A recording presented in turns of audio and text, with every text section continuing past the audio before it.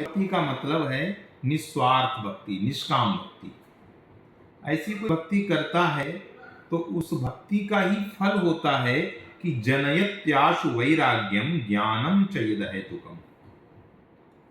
वैराग्य और ज्ञान ये दोनों अपने आप उत्पन्न हो जाते हैं। इसीलिए श्रीमद् भागवत महापुराण में ज्ञान और वैराग्य को भक्ति का पुत्र बताया गया है। पुत्र क्यों बताया गया है? क्योंकि जनयत्याशु वैराग्यम, आशु जनयति, आशु का मतलब शीघ्र, अविलंब, तुरंत। जैसे हमारे हृदय के अंदर भक्ति उत्पन्न होती है तो अपने आप ही संसार के भोगों से वैराग्य होने लगता है। अगर वैसे जीव चाहे कि हम इस माया से छुटकारा पाले, हमें वैराग्य हो जाए, नहीं हो सकता। ये भक्ति की महिमा है।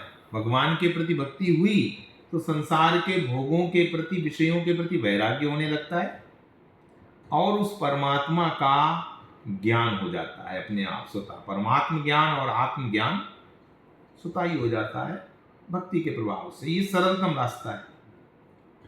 कुछ फिर अपने अपने मार्ग हैं। कुछ लोग सोचते हैं कि मैं पहले वैराग्य करूं तब परमात्मा की प्राप्ति करूं। उनके लिए थोड़ा रास्ता कठिन हो जाता है, क्योंकि अपने बल पर वैराग्य करना, बगैर भगवान का सहारा लिए, बगैर परमात्मा का सहारा लिए, बगैर भक्ति का सहारा लिए, ये करते हैं लोग। बहुत ऊंचाई तक जाते हैं, फिर फिसल भी जाते हैं, गिर भी जाते हैं। यही बात है ज्ञान में भी। ज्ञान में हम सर्वम खलविदम ब्रह्म शब्द को केवल बोलते रह जाएं, हाँ, ईशावास्यमिदं सर्वम यदकिंच जगत्याम, जगत वो ईश्वर सर्वव्यापक है कण कण में, केवल ये बात हम मुंह से बोलते रह जाएं, इससे ज्ञान नहीं होता है, क्योंकि केवल शास्त्रीय ज्ञान है। गुरुदेव, ब्रह्मा कुमारी संस्था